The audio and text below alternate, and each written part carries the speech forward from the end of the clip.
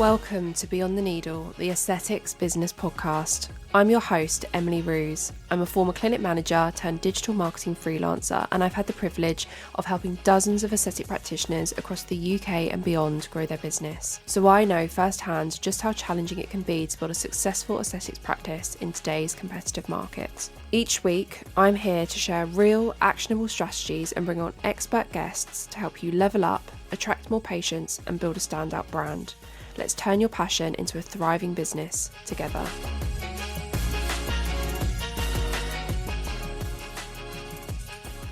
Hi everybody, and welcome back to another episode of the Beyond the Needle podcast. And this week I'm delighted to be joined by the incredible Natalie Fletcher, founder of Naturally Flawless Aesthetics, midwife by background, aesthetics practitioner, and a brilliant example of someone who's built a values-led clinic from the ground up. Natalie's journey into aesthetics started long before she ever picked up a needle, with nearly 2 decades in the NHS working across every corner of midwifery and even completing a master's in clinical research.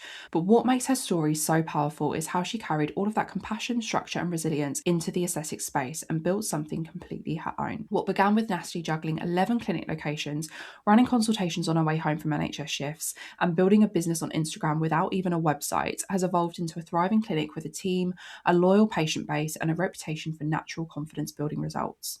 In this episode, we cover so much. We talk about how Natalie transitioned from senior NHS leadership to full-time aesthetics and what that shift looked like emotionally and practically. The realities of building a client base across 11 rented spaces and why Instagram became the most important tool in her growth. How Natalie developed and stuck to a brand rooted in natural results, even when trend-led requests made that hard. Her powerful work with cleft lip patients and how that unexpected niche has led to some of the most meaningful results of her career, renovating and launching her own clinic space, hiring her team and stepping into leadership, and practical, honest advice on visibility, mindset shifts, and staying grounded in an industry that often leans towards aesthetics over authenticity. So whether you're struggling aesthetics alongside another career or you're ready to create a business that feels aligned with your values and your vision, this episode is packed with real stories, useful takeaways, and inspiration for what's really possible when you stay true to your mission. Okay, let's get into it. Hi Natalie, and welcome to the podcast. It's so lovely to have you on.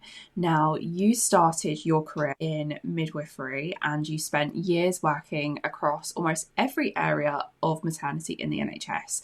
So tell me a little bit about your background, your career, where you first started and how you found yourself ending up in aesthetics. Thank you, Emily, first of all, for having me on. It's an absolute pleasure. So yeah, I suppose my background is probably slightly different to most. I am a midwife by background. I'm a midwife and an independent prescriber. And sort of getting into midwifery, I always knew I wanted to do something that helped people. And for me, it was helping people at basically the most important part of their lives. Having a baby is it's huge in somebody's life. So to be there and support them through that didn't really feel like work. It's an amazing job. And you're almost invited into that and able to support them where they're probably feeling quite vulnerable. And it's a very intimate moment in somebody's life. So you learn very quickly that your clinical skills matter, but also how you make somebody feel and how you support them is equally important. So then to transition into aesthetics, a lot of that came with me. So in the same way that somebody's trusting you to deliver their baby, which is the most precious thing in the world to them, they're then trusting you with their face, which is also, it's a big thing. So I think some of the skills you learn around making people feel that they can trust you and making people feel reassured, being able to explain things in a way that people understand, those skills were very transferable, really.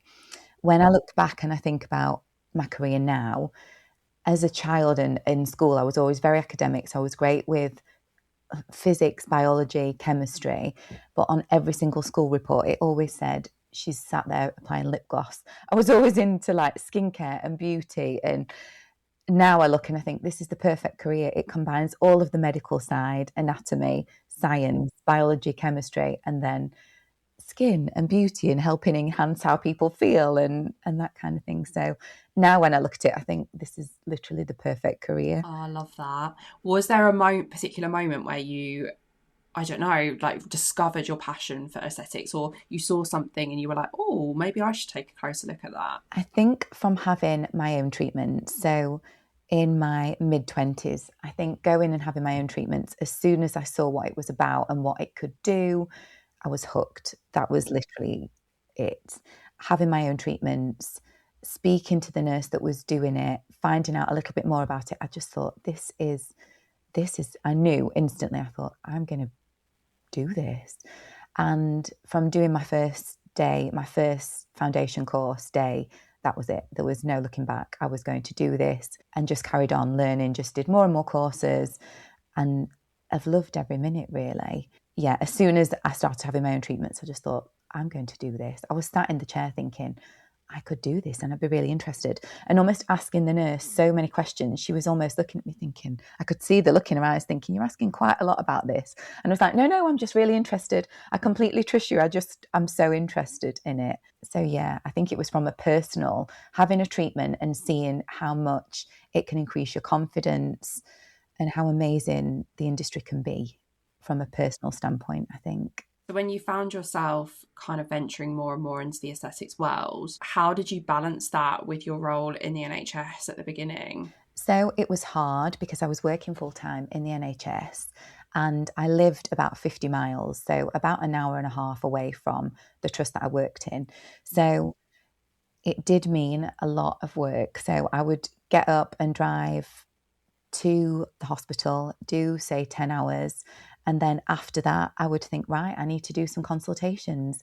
And they're free consultations because I'm building my business. So I would then leave the hospital, drive to wherever this patient was at home, do a free consultation because it wasn't a clinic day because I've been working in the NHS. And then drive home again, and it all started again the next day. I'd then work at weekends, so I'd get clinic days on my days off. Anything really that meant I could see patients, treat them, get experience, which then means you can share more of that on social media, which means that you can build your client base, build your patient base. So, and I would do anything around my NHS role, which meant it was sort of investing in what was then a little business on the side, really. Yeah. So it was quite grueling at the start, having. It was grueling. It was grueling. I sort of say to people now that ask about it, it's hard and it takes a lot of, you've got to, work when you've invested so much money into training, you've bought your products, you're paying for booking systems, social media, all the rest, all these other expenses we've got. And it doesn't pay for a long time. It's not a way to earn a quick buck. It's really not. And it takes a long time to hone your skills. But it's very chicken and egg in the beginning because you need patience to grow your experience. You need to show new patients what you can do and treatments and results, but you can't get that without doing the treatments in the first place. So it's very chicken and egg to start with, but that's where you have to sort of go above and beyond, and you really have to put the work in to start with. I think especially when you've got another full-time job. But I think people recognise that. I think they can see when a practitioner is working really hard and they're giving it everything they've got and they're training all the time and they're, going above and beyond. I think people see that and recognise that. And I think that's part of the journey as well. Yeah, absolutely. So what did you do at the beginning to get yourself out there and get people to know that you existed and that you were offering treatments? Because you worked at 11 different locations at the beginning before you finally kind of found your forever home in your now clinic. Tell me a little bit about that, because that sounds quite grueling in itself. And how did you kind of get yourself out there and get the word out about yourself? So in the beginning, you don't have a clinic, probably haven't got a website, you might not even have a booking system. I used to go on my days off, or when I'd finished work, I'd go into different spaces. So that might have been other, clinics or clinics that were doing skincare, not aesthetics, beauty, that kind of thing, and say, can I work from your space? Can I hold a clinic here? Sometimes the answer was no. Very often it was. They'd either got people already or they didn't, want somebody in doing aesthetics. But I put myself out there and would go and ask the question and keep going. Social media was huge for me. So again, in the beginning, you've not got a website, but you have got social media. And in the main, social media is free. So I took to social media and I would put myself out there and I would post consistently. I'd go on my stories. I'd post something every single day. I don't do that now, but I did for a long, long time. For about 2 years, I think I posted something every single day. And I didn't just post for the sake of it. I wouldn't just post with no thought behind it. It was all about allowing patients, prospective patients, to get to know me, to get to know what my business was about, to show them what the brand meant, I always think it's the like, no, trust element of it, that patients are coming to you, they're trusting you with their face.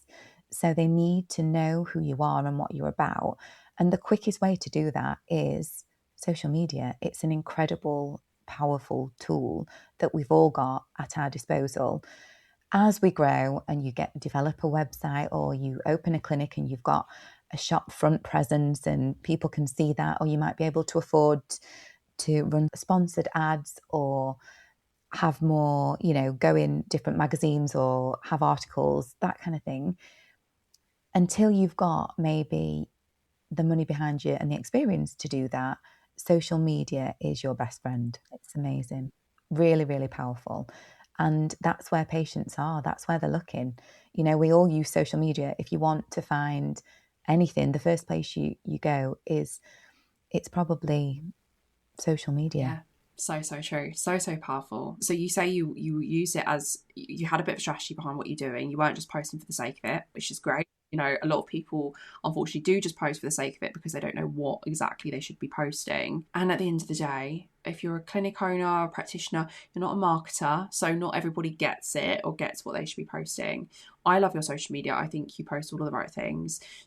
Were you doing it fully by yourself, and were you creating all of the content, coming up with all of the ideas? So yeah, I did all of my own social media, and I used to sit on a Sunday and look at the week, look at what I needed to do. So I've always done this. I've always had every month a business meeting with myself. So I take myself away somewhere, sit down and look at things around the business. So it might be revenue, it might be what's performed well on social media, it might be what we've just invested in or treatments that we want to push out, speak a little bit more about, educate people on. And that's where every month I'd then look at what I wanted to achieve by next month. So what did we want to build on? What did we want to focus on? And I'd go from there really. And then I'd look at, I think everybody that's on social media is aware of trends on social media, and that, sometimes using a trend works to your advantage. But really, it's about using social media as part of your business plan, I think. So I would say every Sunday, look at what I wanted to put out for the next week. I'd schedule posts. So create a little bit of a strategy, I guess, for the week ahead. One thing I wouldn't want to do is sit at the end of the day, end of a busy clinic day, and think, right, we've not been on social media for 3 days. We need to put something out. What can we talk about? Something that says, oh, hi, message me if you want to book, or just share your booking link, like that. I don't think that really converts. But I think a lot of what I put out is to do with education. So in the main, my posts are about education. So it's not a hard sell of offers on this, or we've got this in and it's new and this is what it can do for you. So book now, book now, book now. It's not about that. It can take a long time for a patient to book a treatment. And often patients will say, I followed you for a while. I've seen you've kept sharing information about this. And it's not necessarily a hard sell. It's about educating them. And it can take them 5, 6, 7, 8 times of hearing you speak about something to actually think, I'm going to go and have that treatment, or I think that treatment's for me. So I think, yes, it's about, as I say, consistently posting, but really thinking about what you're trying to do with your business and align the two, not just putting anything out for the sake of it, literally thinking strategically, having that protected time to do it. Because like I say, there's nothing worse than thinking, I need to put something out and I don't know what we're doing, but having that protected time to really think about it carefully and think, okay, so we want to speak about polynucleotides. So how are we going to do that? Well, it'd be useful to get a model in to show them what the treatment looks like. And then the week after, we might post about what the benefits are. And then I might go on the stories and say, share some feedback from a patient that had their polynucleotides a month ago. And it's sort of hitting it from the various different angles, but being very authentic with it and thinking about how our patients consume that information and looking at it from their standpoint. I think sometimes it's easy to think, well, I need to put out this new treatment or speak about this device that we've got in, so I'll just post about it lots. Really, what do patients want? They want to see what it can do for them, what the treatment's like, what to expect, and probably see a little bit of that being performed. So although when we're busy and we're clinic owners and business owners, we feel that we're working in the business so much and we're booked up, and that's great, but having that protected time for social media, I do think is really important. 100% agree. And I think you said something really important then, that a lot of people say to me that they get to the end of a busy clinic day and they're like, oh, I've not posted anything for a few. What can I quickly find on my camera roll and wax it? And then there's no thought or strategy behind it. Like you say, you're just putting something out for the sake of it, right? And that's never going to help you grow in the long run. You know, we all tell ourselves excuses sometimes when we don't want to do things. You know, we're too busy, or, you know, I'll sit down and think about that when I've got a bit more time, or I can really dedicate, half a day to it, or whatever. But if something's important, you'll make time for it. If you tell yourself your social media is important, that is an important part of your business, just like your finances, your ordering stock for your clinic, all of those things you wouldn't avoid doing. Your marketing is just exactly the same. And I think if you, like you say, you make it important, you put it in your diary, you make sure you stick to it, and you think about, like you say, what your patients actually want to see. And I think one of the things that, yes, your page is very educational and you do educate really well about treatments, but it also really feels like a bit of a personal brand. Like, you really get a good feel for you on there and you as a person, and you can feel like you can get to know you. Was that an important part of your strategy as well, as you wanted to kind of build a little bit of a personal brand where people get to know you, your mission, your ethos, what's important to you? Was that, how have you kind of integrated the personal side of yourself into your strategy? I think we're medical professionals, that's our role. So I think it's very important it's always, for me, it has to always align with that. First and foremost, that's what we are, but we're also humans, we're business owners, and we're people. And I always say, people buy from people. People don't connect with perfection, they connect with people. And again, it's that like, no, trust. So I think it's important not just to be seen as a medical professional, although that's what we are. I think it's very important to show that what makes us different, and it's a brand, it's our brand. So for me, it was always very much about natural enhancements. The name of the business from the start, Naturally Flawless, it was always about doing aesthetics naturally. So it was in the beginning, that's what sort of set us apart, because I started at a time where very exaggerated aesthetics were trending. So Russian lips, keyhole lips, butterfly lips, you name it. There was people out there doing it, and it was a little bit clickbaity, and it was very Instagrammable, these very exaggerated results. And they were quite popular and they were trending. So it would have been quite easy in the beginning to go down that avenue because that's what was performing well. I'd get messages every day asking for Russian lips. But it was important to me to really stand by the ethos of the business, really, and never do anything that didn't align with the ethos of the business and what it meant and what it was going to be longer term. It would have been very easy to go, yes, I'll start doing this, and when the trend changed, we'll do this, and just follow the trends. But it wouldn't have served me very well to do that. I think, yes, it can be, you would have earned money from it and you would have had a treatment in that you might not have had, but it doesn't serve you long term to do that. It can take years to grow a personal brand and a clinic brand, but not sort of doing treatments that don't align with you. It can be detrimental when you've spent a long time trying to educate your patients and build the patients that a patient base that wants to come to you because of that. If you start doing something completely different, patients know that, and they know that it doesn't align with them, and they'll say, well, I like to come to you because everything you put out is natural. I love your results because all of the lips that you do are natural, or you did those cheeks but they still look very natural. And they even say, and you look natural. And that for me is, that's what it's about. And I think patients can tell when something's authentic as well. So when people come to clinic, I want them to, for their experience to be exactly what it is when they see it on social media. I want the clinic to look the same. I want the team to be the same, the treatments to be the same. And I think we do that and do it well, but that's only because it's authentic. And patients will say, I feel like I already know you when I come to clinic. I feel like I've connected with you already. I followed you for years and you're exactly what I see on social media. And I think that's reassuring because, as I've said, patients are trusting us with their face.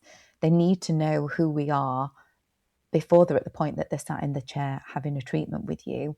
There really is far more to it than just doing a treatment. They need to know who you are, what you stand for, what the ethos of your clinic is. And I say to patients all the time, it's the art of saying no. So I've turned people away this week several times already, because if it's a treatment that I don't think will suit them, if it's a treatment that I don't think is going to work best for them, or there's an alternative that will work better, I will tell them. And even if that means they don't have a treatment at all, you're much better off saying no than doing something just because they're booked in, and or you want to, you think, well, they're here, so I'll do the treatment. Your patients are a walking advertisement of your clinic. So when they're telling people where they've had the treatments, that is literally an advertisement for your clinic as well. So it really does serve long term to stick to your guns, stick to the ethos of your clinic, and that shows, and that will reward you long term far better than just doing a treatment because somebody sat in the chair and they're asking for something. Or you have patients that say, well, you did my sister's chin or you did her cheeks and they look great. And I say to them, yeah, they did look great, but your anatomy is very different, or you don't need your chin enhanced in. We don't need to do that. For you, that's not a suitable treatment, or we could do it, but you won't really benefit for it. So I'm going to say no, or suggest something that I think will be better for you. Yeah. And even though it might be more money in the till, right, I think it serves people so much better in the long term to stick to their guns, like you say, and turn these people away, because over time you get known as the person in your area to go to if you want to look great, if you want to look fresh, if you want to look like the best version of yourself without anyone being able to know why, which is, I think, what the majority of people who are seeking aesthetic treatments actually do want deep down. And it helps you stand out from the competition, because while these other people around you might be offering these treatments, you're the one who's not. You're the one who's not afraid to say no. And then you become known for that, over time, as people recommend you and talk about you and come on your social media and see your results and hear you talking about, your approach. You over time become known as that person, that go-to expert for that particular thing. And I think patients actually like the fact that on occasion you will say no to them, and they'll say, I love that about you because you tell me no, or you'll tell me if you don't think it's the best thing for me. So patients actually value that in their practitioners as well, that saying no. Or they'll say, yeah, my mum said when she came for that, you told her no. And I think we've got reviews on Google that will say, they're not afraid to say no. Natalie's not afraid to say no. Exactly. And that's, they've taken that away from them, and that's important to them. Yeah, that's what I mean. That messaging then builds up in so many different ways over time, and that's how you become known as that. And that's how people trust you probably before they've even walked through the door, because they've seen that, they've seen those reviews, they've heard it from people, they've seen it in your results, and they feel like, they're probably ready to have a treatment before they've even had their consultation, because the trust is there. Just sticking on the social media side of things for a moment, I love the way your content comes across. I think a huge part of it is to do with the aesthetic and the way that all of your content is very authentic. It's, lovely photos of you, of the team, of the clinic, lovely videos of you, the team, the clinic, and it all is very consistent in the way it looks. You're not ever using any stock imagery. And I think that's so, so important, when you want to build a successful social media presence and you want people to connect with your content, right? Because no one connects with stock imagery, like you say, people buy from people. How often do you invest in content days? Do you get a photographer that comes in every now and again? Do you have a videographer that comes in? And how do you kind of integrate that into your social media strategy? And how do you, with patients, what do you find works well, for getting people in and having treatments filmed or speaking on camera about things? So we will do something every single month. So that might be photos that, like you say, that you can then have as a bit of a bank of things that you can use yourself. I don't think stock imagery, I don't think we've ever put things out from, images from Canva. I just don't think, for me, when we put something out, it has to mean something. So for somebody as a patient or a consumer, when they're looking at that, a stock imagery doesn't mean much to them. It doesn't resonate. It doesn't reflect your brand. So it's really important for me that we have something, even if you're putting something out, but the pictures there or the images there still relate to the clinic. So we will have something every month, whether it's a photographer that comes in, videography, model days, even if we're creating the content ourselves, that there is something every month that we can then draw on that month or beyond for our social media. So we do prioritize that every single month. I think it's a combination of, yes, model days where people can see us performing the treatments, they can see what to expect from a treatment, they can see the results. So a combination of before and afters are very powerful. Clips, videos showing people having the treatments, but then as I say, the integrating that with the educational side of it. So why would we do this? What can it achieve? When is it appropriate? When might it not be appropriate? So I think hitting it from all angles is important. And also patients will consume things in different ways. So some people will love a before and after picture. They'll see a before and after picture and you'll get people messaging you saying, can I book in for this?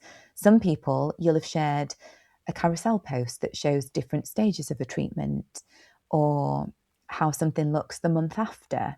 Or some people will respond very well to stories, to me going on and saying, this is some feedback we've had this month, or this is a result that we've been sent from a patient. Everybody consumes content, I think, in different ways. So being mindful of that. And again, planning that in advance, I think works very well. So you're sort of tying everything together. Yeah, absolutely. Do you advertise for model days then regularly? So you have like a bank of people ready, waiting, who are happy to be on camera and have treatments filmed or speak on camera? Because I think this is something a lot of clinics struggle with, and clinics hold back on their content or rely on stock imagery because they're like, well, none of my patients want to be photographed or none of my patients want to be on videos. I mean, obviously there are other things you can be doing, but I do think that it's powerful to have patients involved. But how do you tackle that? So I think it is understandable that some patients don't want to tell anybody that come for a treatment. So they're definitely not going to want to be on social media. However, if you post and ask for social media models and say, or send an email saying, we've got a content day, this will be shared for social media. It's up to you, up to the clinic, or the practitioner, how they want to do it. That might be a free treatment. That might be a discounted treatment. Almost not you're not giving somebody something for free because you just want to use it, but you're recognizing that they're coming in, they're having a treatment.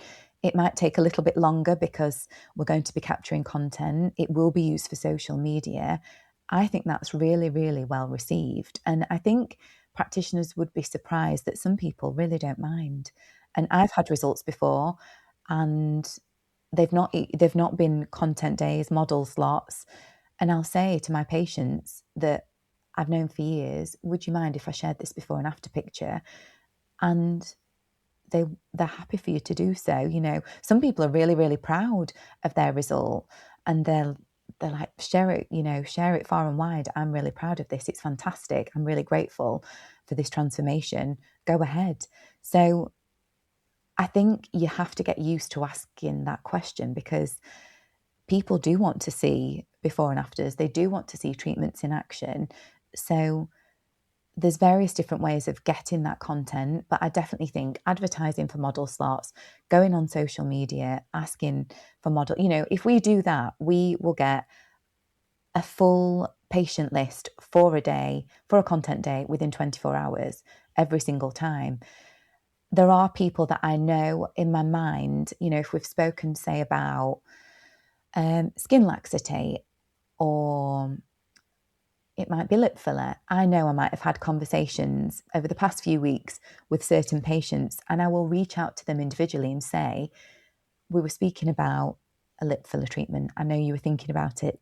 We're going to do a content day. Would you be interested in this? And I think because patients are thinking, oh, out of the 1,000 patients they've got, she's thinking about me, they might be more likely to do it because it's like a personal invitation to come into clinic and have a treatment. So I think using all of those things again at your disposal, go on social media, send an email to your patient base, reach out to somebody that might have been thinking about this treatment or has the concern that we can address with this treatment, they'll be probably far more likely to say yes. And sometimes it might not be you having your face injected, you can say to them. It might be you sitting and having a consultation where we're speaking about what the treatment can do, what the benefits are. Even them saying, look, I'm here today because I've got concerns about A, B, and C. It might not be them having a full treatment on camera necessarily. We can use and repurpose different bits of that for social media. Yeah, I love that. It's just asking the question, isn't it? And again, part of your strategy, just like your content, putting it in your diary, making it important, sitting down and thinking, I'm going to send an email, I'm going to put a post together and plan a model day, and just not being afraid to do it.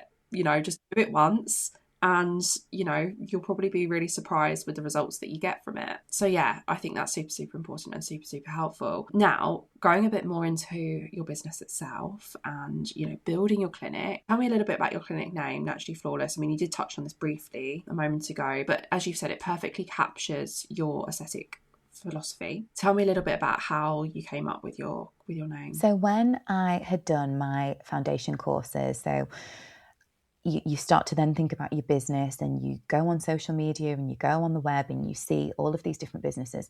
And for me, when I started years ago, there wasn't anywhere that I could see that was all just focusing really on natural results.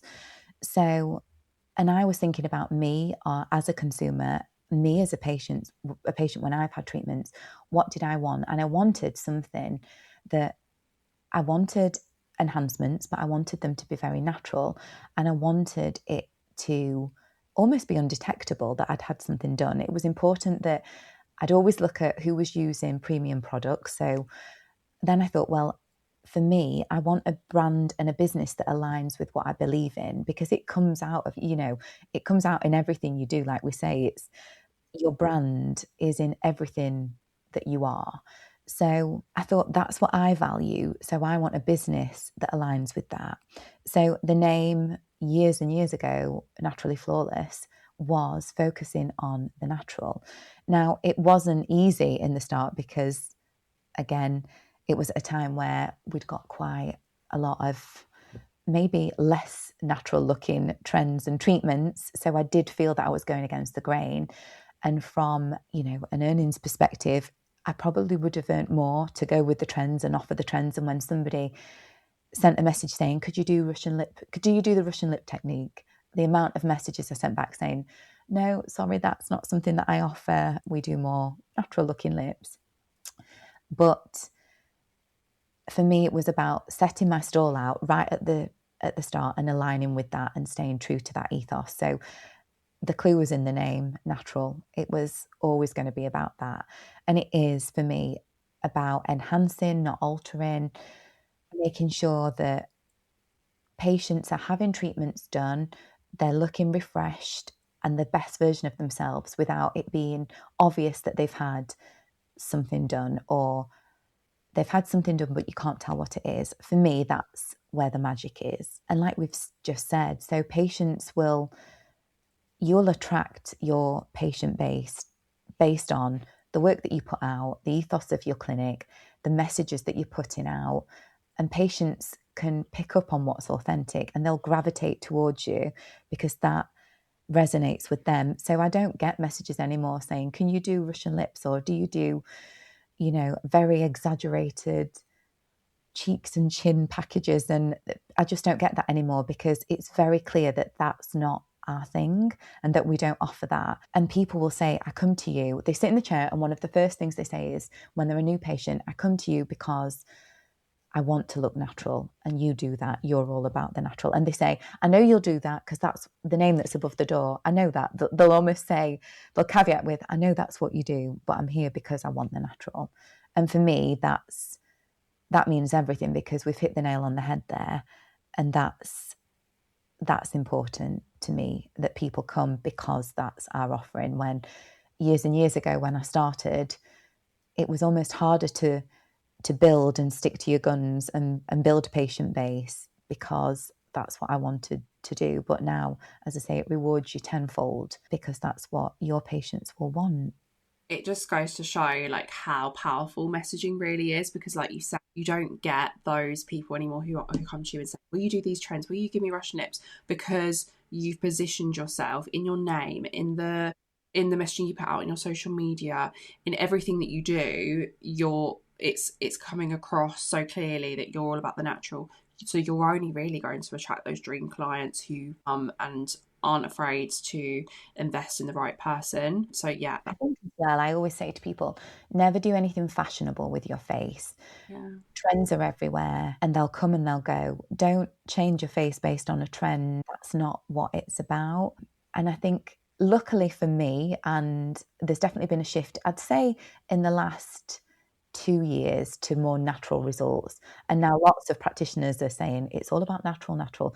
But for us, and I think what has been really rewarding is that that's been the ethos from the very start, and things have come full circle. But patients recognise, they say it's changed, hasn't it? People are getting the very overdone, over-projected filler dissolved. But you've always said that, haven't you? They say that, they'll go, you've always said that, haven't you? And I'm like, yeah. And it's really nice that trends have changed and it is more about the natural. But yeah, having lip filler doesn't mean like, you're going to have big duck lips. Like, people are realizing that, I think, and what these enhancements can actually do when they're done properly, by the right person with the right product.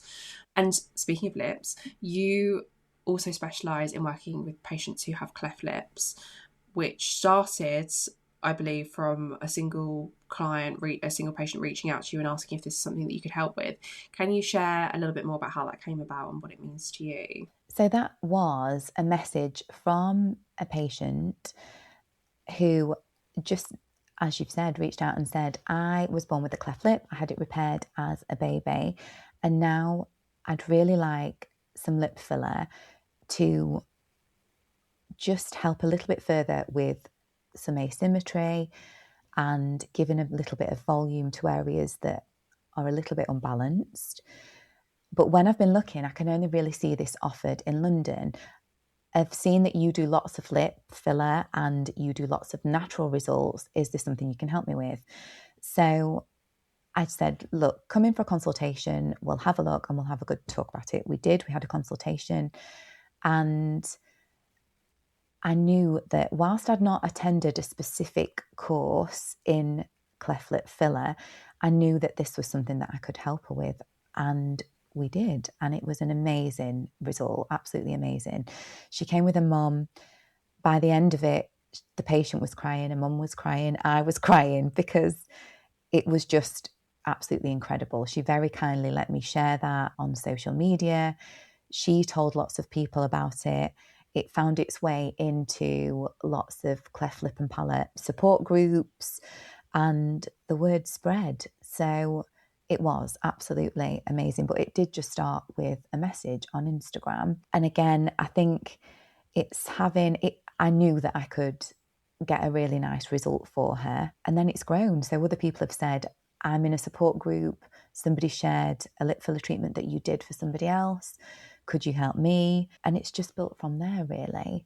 So, and I think it's amazing. I think people think aesthetics is purely just about vanity, and we treat people with Botox and wrinkles and lines, but actually we can achieve so much more than that. So it's massively rewarding to treat patients that have had a cleft lip repair. Often these patients have had several operations, often as babies. So they are putting their trust in you to go through something again in the same area. It's massive. So it is about an aesthetic result, but it's more that you're part of their journey because they've had these treatments since being babies, and especially their parents, they're putting a lot of trust in you when their child's been through so much already. They've been born with this, and then to come to you again and think, right, we're having another treatment done, another procedure done. They're putting a lot of trust in you. So it's amazing, really, really rewarding. And we've just actually been awarded, highly commended at the Safety and Beauty Awards, and that was for a cleft lip result. So it was for a non-surgical transformation. So that felt absolutely incredible to be recognised. And it also helps to get the word out to other people that might also have a cleft lip or know somebody that does have a cleft lip, has had it repaired, and is looking for a little bit more balance, symmetry, to help them feel even a tiny bit more confident. And to be able to do that for somebody is so rewarding, so rewarding. Yes, the anatomy is a little bit different. You're dealing with scar tissue that might not behave the same as other tissue. It takes a little bit more time. It has taken a bit of practice and really honing those skills, but it's amazing to be able to do that for somebody, really. Yeah, amazing and absolutely life-changing for a lot of people, I'd imagine. And I always find it, because I do see people talk about, practitioners talk about treating cleft lips, but I don't see it a lot, and it always surprises me how I don't think it actually gets spoken about enough. Like you say, it's probably why people realise that that's not, not a lot of people realise that's an option. It's about you're not just treating a feature at all, it's the whole emotional side of it. And patients have said, I've asked somebody local to me if they'll do it, and they've said they won't. So it was just great to have something in the area, a service in the area that people, they'd said, some patients have said, I've had it done before, but I had to travel to London. It's amazing now that I can find something more local for me. So yeah, it's wonderful. And if there are practitioners listening who perhaps have been asked or have thought about it but are a little bit scared, what would you say to them, to get their confidence, in the right place in order to offer that? I think I'd done a lot of reading, I'd done a lot of research into cleft lip repairs, what structures might be affected, what vascular structures might be affected. I think anything in aesthetics comes with confidence, doesn't it? So knowledge is power. And if we feel more confident, we feel more confident in our offerings, basically. So equip yourself with as much knowledge as you can. Consultation was massive in all of these cases. So yes, a patient can send a picture over, but getting them in the chair in front of you, having a good look, having a feel of the tissue, you've got to, I'd say it's definitely not something, a cleft lip filler treatment is not something to do probably very early in your career. You have to be really, really confident treating lots and lots of lips, because you know how to treat lips in general before really thinking, okay, I need to consider this a little bit more carefully, deal with scar tissue. So I wouldn't suggest doing it very early on in your career. But I think, like anything, equipping yourself with the best knowledge that you can.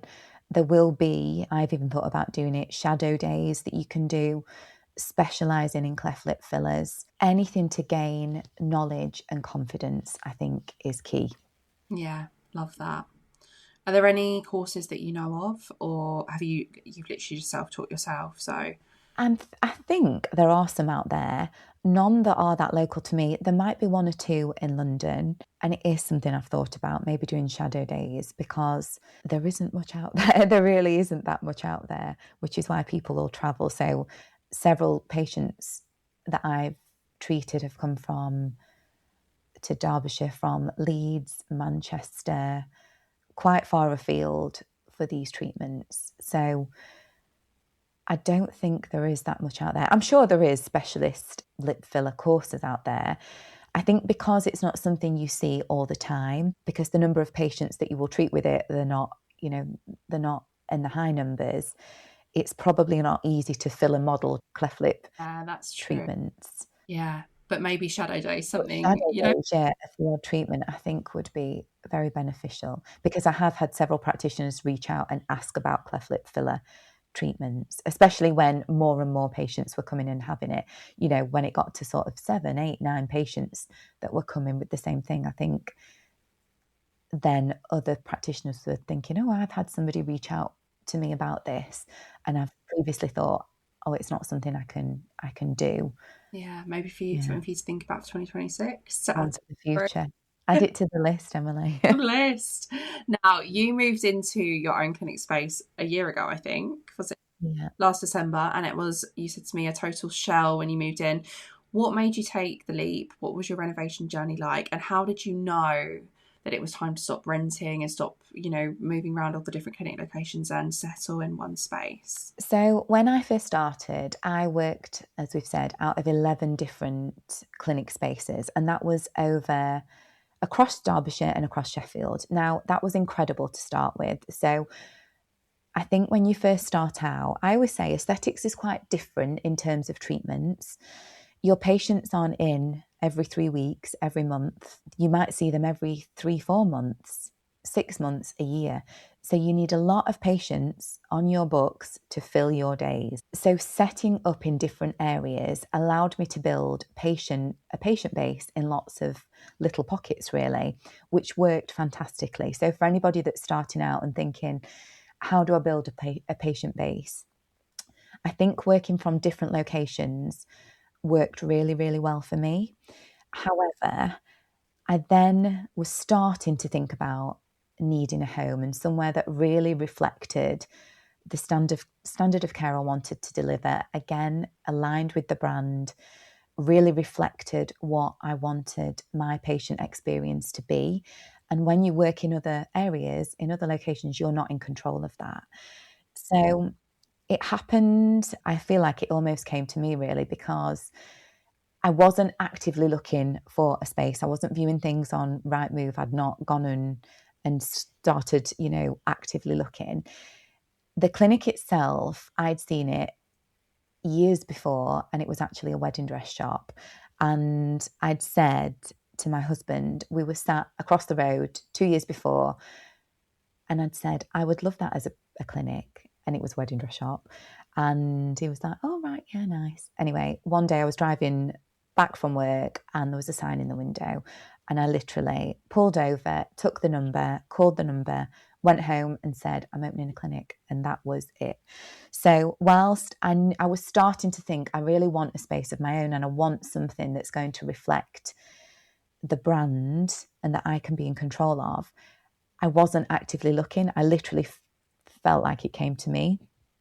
So it almost took the decision out of my hands, because I was like, well, that was the place and here it is. So I really do feel like it was meant to be. It was in the perfect place. It was in the right spot, but it was a total shell.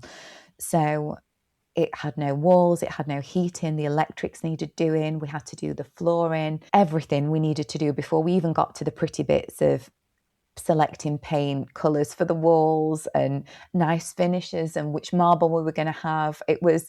It needed absolutely everything. So although I could see the potential, it needed a lot, and it needed a lot of time and effort when I was running my business full time. So it was really tricky, but it was intense, but it was worth it. So we did it in about 8 weeks, which was really, really fast. But in a way, I'm glad it was that way, because it got it done. I kept the tradesmen happy with coffee and cake, and I didn't take no for an answer. I never do, really. So yeah, it was amazing. I think it happened that quickly. It was open before I knew it, and we've been open a year now. So 1st of December, we celebrated the clinic's first birthday, and it was only then I sort of took stock and thought, how did that even happen? When you look at your diary of things you were doing, say, in the November before, and I was thinking, gosh, like meet the builder, select floor. And I was like, within 8 weeks, we were open. So yeah, it's been amazing, really. But it's only now I sort of take stock and think, how on earth did we do that? And I think when you've got such a vision for how you want it to be, how you want it to look, feel, even smell, people walk in and they're like, oh, what is that smell? And I'm like, yeah, I decided that 6 weeks before we opened, everything that went into it. I think almost immersing myself in it and doing it so quickly almost worked quite well in getting it to come to life. Yeah. How did you, well, because I guess it snuck up on you quite quickly, and like you say, you took the keys and you turned it around in 8 weeks. How did you like plan for how you wanted it to look and how you wanted it to smell and what you wanted where and how the layout was going to be? How did you kind of plan for that? Did you have an interior designer help you? Did you have lots of Pinterest boards? What was your kind of strategy with it? So interestingly, I've always loved house renovation, and I've done 4 house renovations before this. So I do know a thing or two about where things should go and how things should look, the flow of a building. So it does come quite naturally to me. That does come quite natural. I've got to say that it was very obvious from walking in. I was like, that's where reception is going to be. That's where my clinic room is going to be. Upstairs, we're going to have a facialist room. This is how this is going to look. So it does come naturally, but I think just really immersing myself. Once I'm doing something, I'm doing it, and that's it. And I don't take no for an answer, and I keep going. I think I wanted it to reflect the brand in that, to me, the brand has always been very light, very airy, very crisp, very clear lines. I don't know, I just needed something that felt the same. I say this about the way you do your branding. The way you do the branding, the way you have your photos taken, the way the clinic is, everything. I like it to feel all the same. And it's important for me that the clinic reflects that. Everyone says it feels very bright and light and airy and clean and clear. And I'm like, yeah, that's what I wanted it to be. So that was a non-negotiable, that it felt that way. So I think, again, when you think about your brand and you think about how you want it to make people feel, it then becomes very clear actually how it's going to be. So it makes your decisions quite easy in that respect. Yeah, I think it's about alignment. Everything that you do in the business, making sure it aligns. And that's all about building your brand, I guess. And when you think about things like that, it makes your decisions quite clear because it's obvious how it should look and how it should feel. And so I think, again, that helps. Yeah, I love that. And since you've moved in, you have built a little bit of a team. You have a nurse, I believe, and a full-time therapist working alongside you. So how did you approach hiring, and what did you look for when choosing the people to kind of represent your brand? And have you learned any kind of lessons since doing so around managing people or leadership that you can share with others? So it was getting to the point where I was fully booked and people were waiting 5-6 weeks maybe to come and have a treatment. I always knew it was going to be more than just me, hence getting a building, getting a clinic and another treatment room. And I also realised that I was spending and needing to spend quite a lot of time working on the business and growing the business itself, which ultimately means doing less in clinic. So I was doing sort of 5 days injecting all day long, which doesn't leave you very much time to have the time to think about social media, to drive the business forward, to think about branding, to think about running a building. All those things that come with being a clinic and a business owner are really important. So a wait list, needing to expand because I wanted to fill the clinic, and needing that time to work on the business meant that I needed to start looking for a team. So I definitely hired slowly and intentionally. I was very careful and considered. I needed people that shared my values, were very kind, acted with integrity, had a genuine passion for patients and care.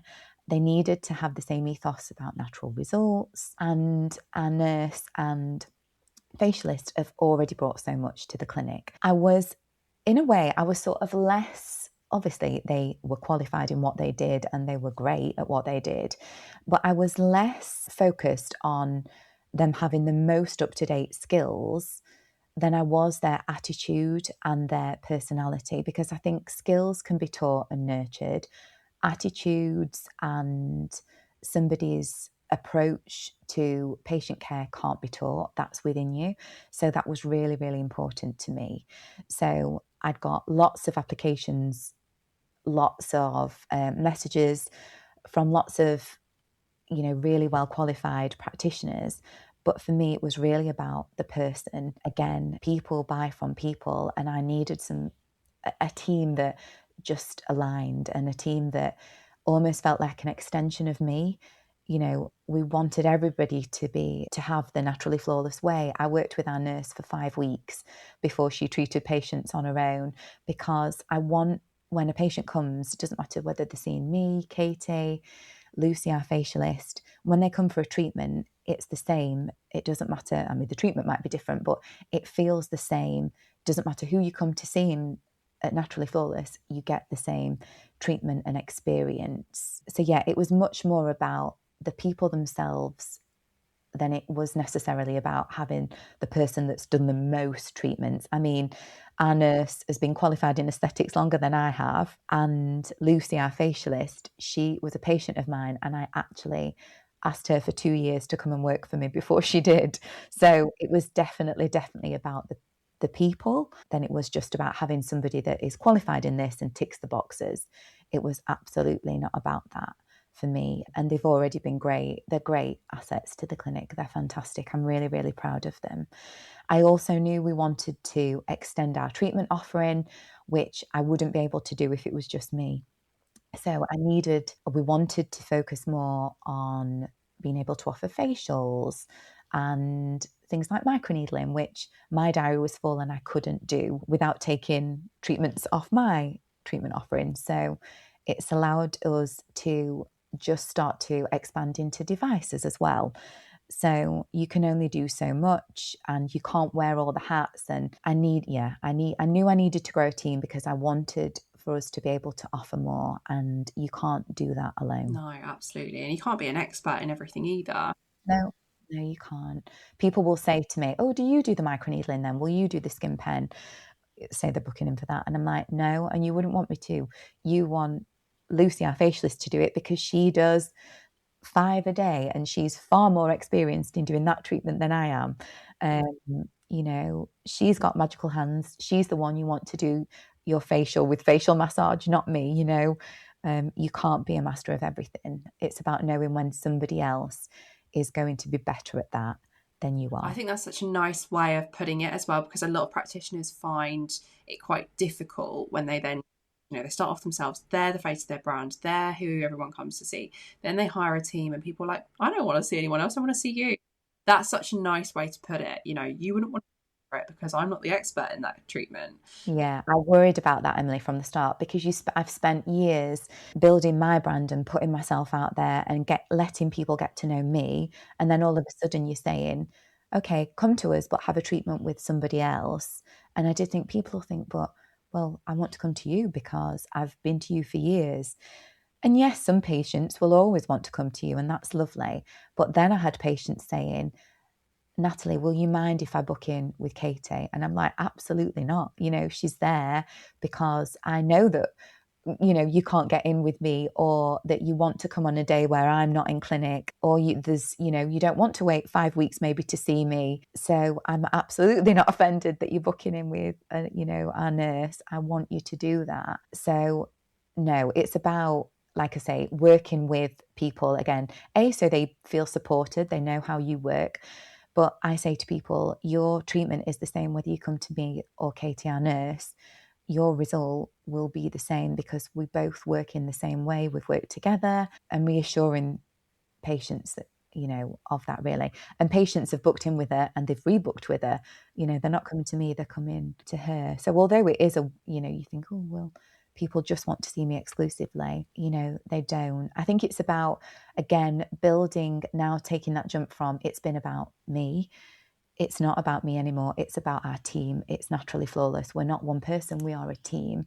And so again, when you start to think about what you're putting out on social media, being really carefully considered about not just putting anything out, thinking, okay, so we've got a team now. What do we do to build them? So we put us all out on social media. We build us as from, we're not not me, I anymore. We are team. So again, making sure you align what you're putting out on social media with your business strategy. So when you have that monthly business meeting with yourself, and I'm thinking, I want to support the team to grow and I want to get them busy. What can I do? Well, I'll take to social media then. So I'll curate something on social media that puts us all out as a team. Yeah, and starts to build their profile a little bit as well, because like you said, about building the trust, and you're not going to be able, people aren't going to build trust with your No. facialist or your nurse practitioner unless they're seeing her visibly on social media. He's educating just like you are, and kind of show. Yeah, I think that's so important. Now, another thing I wanted to ask you about is you've recently invested in your first big device. Tell me a little bit about that, and how you knew it was the right time and why you chose the device you did. So for me, again, I have been one pair of hands for a while. And now with getting the team on board, I've been able to expand our treatment offerings. So I'm a bit of a perfectionist. I leave no stone unturned when it comes to looking at treatments. I think my background, so I did a master's in clinical research, and that has really served me well when it comes to knowing how to look at evidence, how to look at research, knowing what's good science, what's not, what's weak evidence, what's strong, what works, what doesn't. You really become quite critical and have a critical mindset when it comes to looking at treatments and devices. So I knew we wanted to expand into devices. For me, we were getting lots of patients that were maybe talking about their lower face.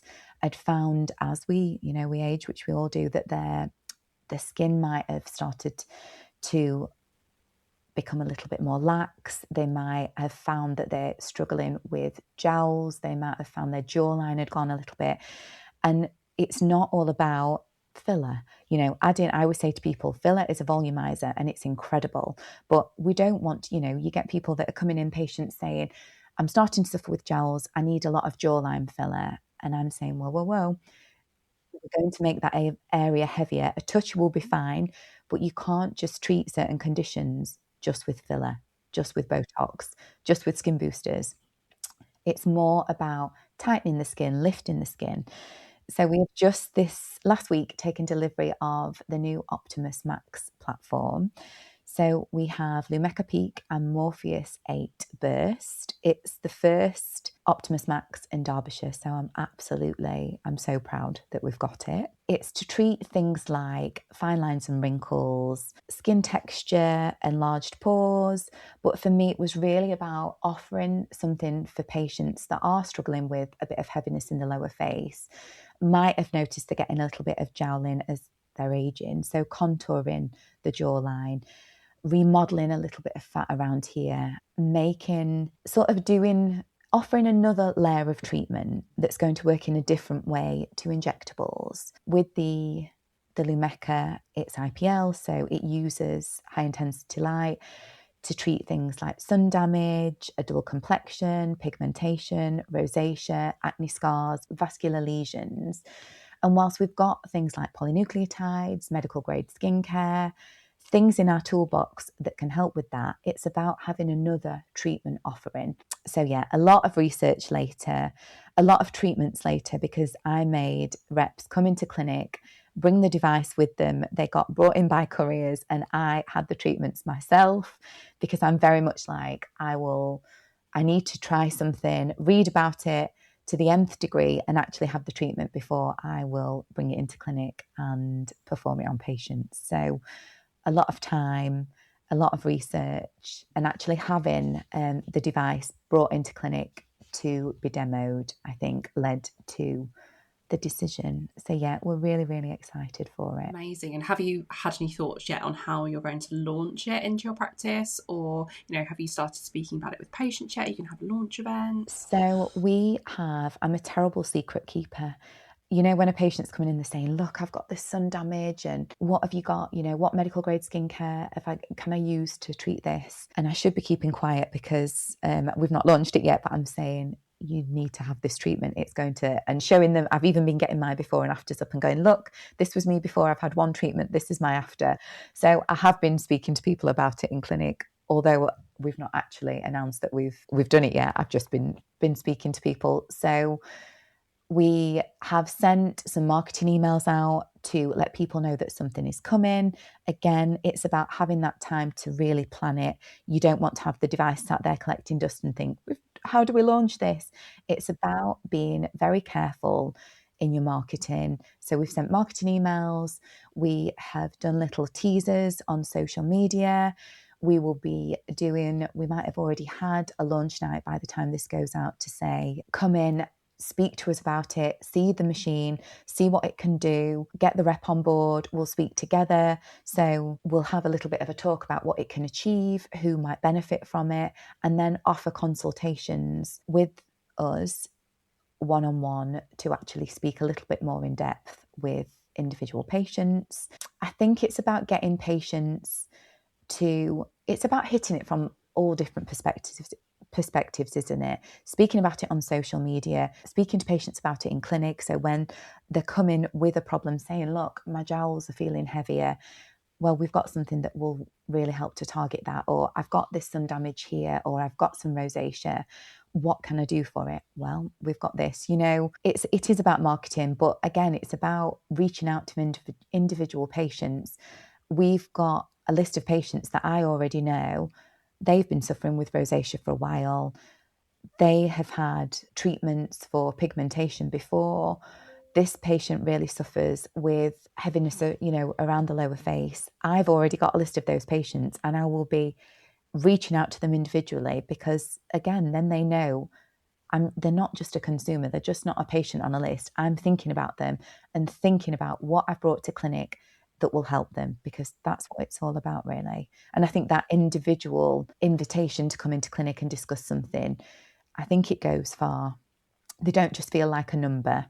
I said we've got over 1,000 patients. They're not just, a number. I'm thinking about them. And I think that patients recognise that. Absolutely. Yeah, it makes them feel like they're important, right? And and off the back of that, they're more likely to stay loyal, I think. So yeah, this episode has been amazing. I think you've given so much great advice. So as we wind down the episode, I'm just going to ask you a few really quick fire questions just to off. So what is something that you wish you'd known when you first trained in aesthetics that would have saved you a lot of time, stress, or even money? So I think it can be quite overwhelming when you start. There's so many treatments out there. There's so many devices out there. There's so many gadgets out there, but you don't need all of them. I would definitely say don't rush into doing, these quick, do it all in a week courses. Like, that will not help you at all. Master the basics, build slowly, invest wisely. Make sure that you're very confident in a treatment before you're necessarily moving on and offering another.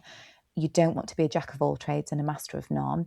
I don't, even I've been doing this for years and years, and I really can't understand somebody going and doing a week-long course which would teach you to do Botox, fillers, jaw filler, tear trough filler, nose filler, everything in a week. You cannot master that and do it well and do it properly in a week. So I would definitely say make sure that you're going to a reputable training provider and don't rush it. Hone your skills. Slow and steady wins the race. It really, really does. Trying to do too much too quickly will knock your confidence. You need to master your craft, really, and that doesn't happen quickly. Don't compare yourself to what's happening on social media, because a lot of that can be contrived and it won't help you to do that. Don't look left, don't look right. Focus on yourself, focus on your own business. Again, aligning yourself with your ethos, with your brand, sticking to that always will serve you really well in the long run. Yeah, love that. Such good advice. Has there been a specific mindset shift that's really helped you grow both as a practitioner and a business owner? I think coming from the NHS, we are medics. We're medical professionals. We don't work in business as such. We work caring for people, caring for patients. However, when you go into aesthetics, you're also a business owner. So making that shift from medical professional and practitioner to business owner, that is a big shift. Luckily, I realised that quite early on.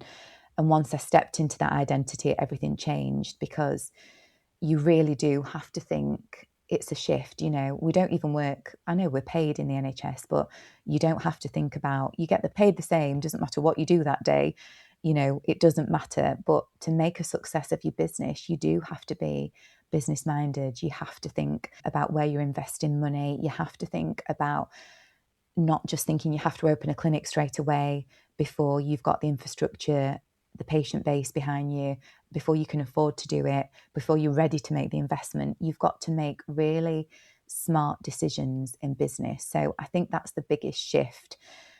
Thinking like a business owner, thinking about the different aspects of your business. So yes, as I say, we're medical professionals, but you've got to think about marketing. You've got to think about a building. You've got to think about your accounts. You've got to think about all these different things that you maybe didn't have to before. So yeah, really thinking about that early on. And have you ever dealt with imposter syndrome? Because obviously you put yourself out on social media a lot. Have you ever felt that imposter syndrome that a lot of people do feel when they move initially from the NHS to aesthetics, and that's something that they may not necessarily feel like a real expert in at the very beginning? And do you have any, if you have, do you have any tips for anybody who might be struggling with that at the moment? I think it is it can be scary putting yourself out on social media. You have to show up. I always say you have to leave your ego at the door. There's no room for it when you're growing a business. There is absolutely no room for it. And you almost owe it to yourself and owe it to your business to put yourself out there. That's how I look at it. Like, I owe it to the business that I've got to turn up on social media.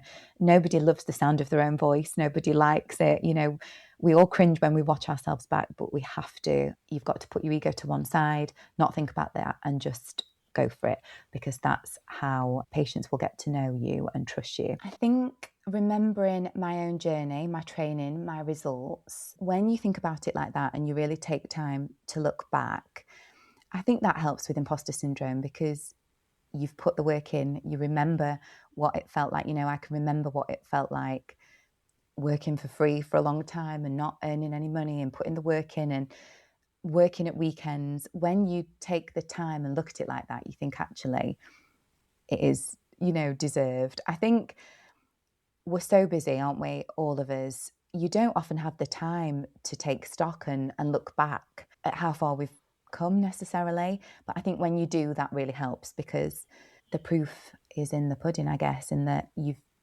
we are where we are because we've put the hard work in. And I think maybe by accepting imposter syndrome and just thinking, well, it's probably part of success, it doesn't mean you're not good enough. It probably means that you care, that you're constantly thinking, oh, you know, am I deserving of this? It's probably not entirely a bad thing. Yeah, love that. Such good advice.